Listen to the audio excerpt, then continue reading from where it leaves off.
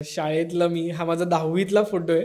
म्हणजे बऱ्याच लोकांना विश्वास बसत नाही की 10वीत मी असा होतो आणि मी म्हणजे कॉलेजमधले पण फोटो दाखवले. सो साधारण मी असाच दिसायचो, फक्त दाढी मिशी तेवढी वाढली नव्हती माझी. हा कॉलेजच्या 5 वर्षांमधला एकच टाय डे आम्ही साजरा केला होता आणि तेव्हा आम्ही ठरवलं होतं की आपण सगळ्यांनी असं काहीतरी करायचं की अख्खं कॉलेज आपल्याला बघत राहिलं पाहिजे. त्या फिल्ममध्ये एक सीन होता ज्याच्यामध्ये ती जी पिंकी म्हणून दुसरी मुलगी आहे तिच्या मोठ्या भावाचं एक फोन रेकॉर्डिंग आम्ही ऐकतो चोरून.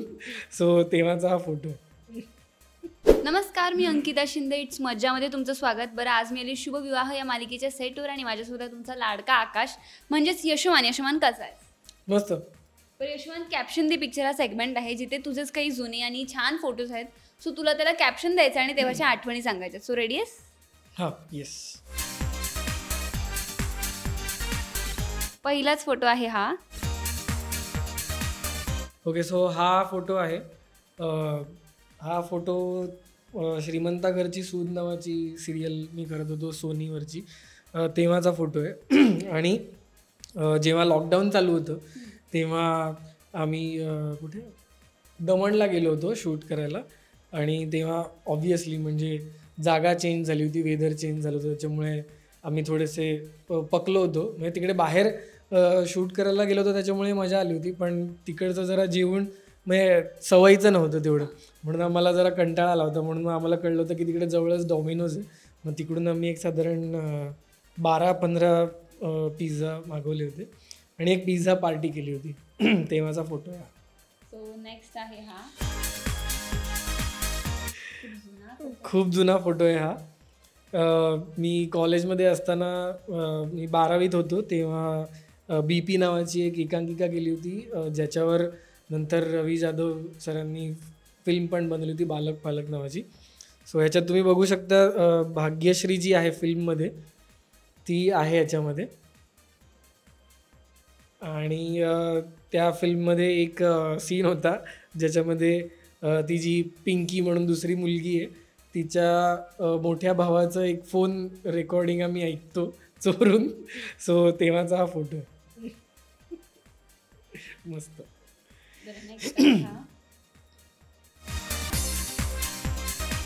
हा रंगपंचमीचा फोटो आहे. फक्त हा म्हणजे साधारण गेली 2 वर्ष मी एवढा इंटरेस्टेड नव्हतो रंगपंचमी खेळण्यामध्ये. यावर्षी तर नव्हतोच, कारण की आमच्या सिरियलमध्ये जी धुळवड सुरू होती त्याचं शूटिंग आम्ही 4 दिवस करत होतो. त्याच्यामुळे रोज या स्वतःलाच रंग लावा आणि परत शूट कंटिन्यू करा. त्याच्यामुळे साधारण हा कोविडच्या पण आधीचा आहे बहुतेक फोटो. 2018 का 19चा आहे हा फोटो, तेव्हा काढलेला धुळवडीचा. नेक्स्ट आहे हा. खूप जणांचा फेवरेट आहे हा. माझा आणि ऋताचा फोटो आहे. आणि हा बहुतेक मी इन्स्टावर टाकला होता, first and last selfie of Maandehi, म्हणजे मानस आणि वैदेही. सो सगळं शूट शेवटचं एपिसोड करून झाल्यानंतर आमची रॅपअप पार्टी होती ठाण्याला. सो ती झाल्यानंतर सगळ्यांना भेटत होते, म्हणजे काइंड ऑफ शेवटचं की त्या सिरियलच्या निमित्ताने शेवटचं सगळे भेटत होते. सो तेव्हा हा काढलेला लास्ट सेल्फी आहे ॲज मानस वैदेही. दुसरा पण तोच आहे. हां, हा पण फुलपाखरूच्या वेळचाच फोटो आहे. आणि हा पण माझ्या मते फुलपाखरूच्या शेवटच्या एपिसोड्सच्या वेळचा आहे, जेव्हा आता मला सिक्वेन्स काही आठवत नाही आहे. त्याच्यामध्ये आशिष आहे, तृष्णा आहे, गौरव पण आहे. सो त्या रिलेटेड काहीतरी सीन किंवा सिक्वेन्स चालू असेल आणि तेव्हा शेवटच्या एपिसोड्समध्ये काढलेला हा एक सेल्फी. नेक्स्ट आहे हा मध्ये इन्स्टावर जो 10 इयर चॅलेंज चालू होता त्याला पण खूप काळ झाला. सो तेव्हा मला पण वाटलं होतं मी पण एक टाकतो 10 इयर चॅलेंज.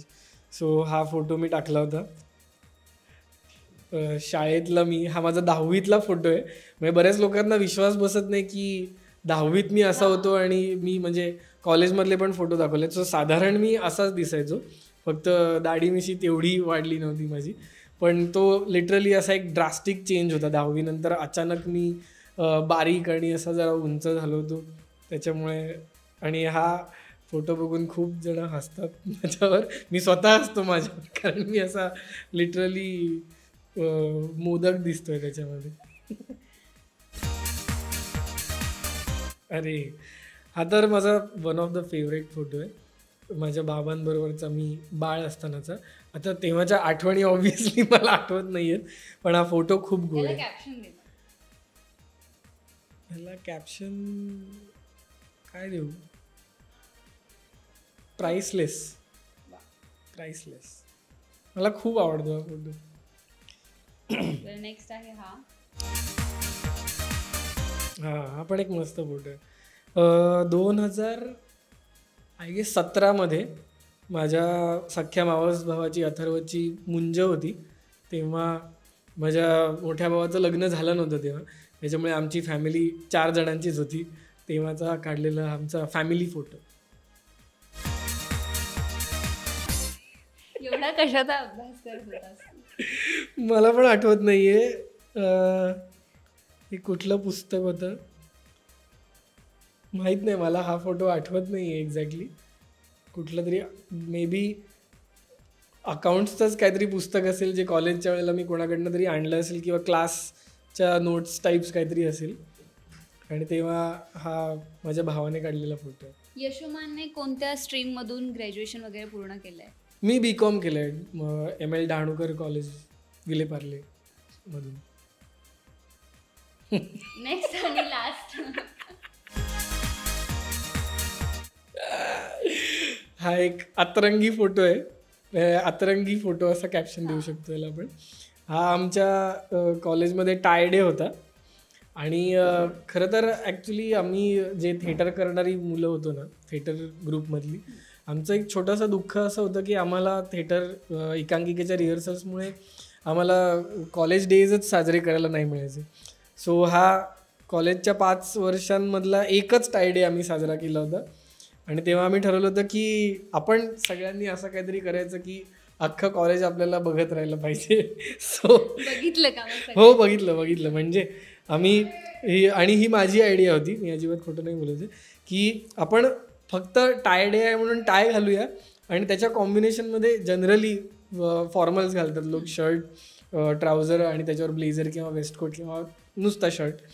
तर मी असं म्हटलं की आपण हे सोडून बाकी वाटेल ते घालूया. हां, सो त्याच्यामुळे आम्ही थिएटर ग्रुपचे होतो, त्याच्यामुळे जो व्हाईट टी शर्ट आहे तो त्या वर्षीचा आमचा थिएटरचा टी शर्ट होता. त्याच्यावर एक ब्लॅक झिपर घातलं होतं. खाली ॲक्च्युली ते दिसत नाही आहे. हां, वरती एक खूप वाईट असा गॉगल, जो अजिबात स्टायलिश नाही दिसला पाहिजे मुद्दामून. आणि खाली एक चट्टेरी पट्टेरी अशी चेकर्ड 3/4 घातली होती. आणि खाली विदाऊट सॉक्स आम्ही फक्त शूज घातले होते. आणि असे आम्ही कॉलेजभर, हो, आम्ही सगळ्यांनी हे पाळलं नव्हतं, त्याच्यामुळे ज्यांनी पाळलं नव्हतं त्यांना बॉयकॉट केलं होतं. पण आम्ही 6-7 जण होतो जे आम्ही असे ड्रेसअप होऊन आलो होतो. आणि आम्ही कॅन्टीनमध्ये फुल असे गॉगल वगैरे घालून असे माझात फिरत होतो आणि सगळे बघत होते आमच्या. टीचर्सच्या काय रिएक्शन होत्या तुमच्या? नाही, आम्ही तिकडे फिरकलो नाही. मी त्या साईडला गेलो नाही. म्हणजे ग्राउंड फ्लोअरला आमचं लेफ्ट साईडला सगळा स्टाफ रूम आणि राईट साईडला हे होतं कॅन्टीन. सो आम्ही तिकडेच गेलो डायरेक्ट. अगदीच, थँक्यू सो मच. खूप छान किस्से होते आणि छान आठवणी सांगितल्यात. तुला तुझे जुने फोटो पाहून कसं वाटलं? मस्त. काही फोटोज बघून तर खूपच जुन्या आठवणींना उजाळा मिळाला. आता मी स्वतः आता माझे फोटोज जुने जरा बघणार आहे आणि एकटाच हसत बसणार आहे. अगदीच, थँक्यू सो मच. आणि लवकरच मालिका 400 भागांचा डब्बा गाठणार आहे. सो खूप सारे शुभेच्छा. Thank you so much. मराठी चित्रपटसृष्टीतील लेटेस्ट अपडेट्स आणि गॉसिपसाठी आमच्या चॅनेलला सबस्क्राईब करा आणि बेल ऐकन दाबायला विसरू नका.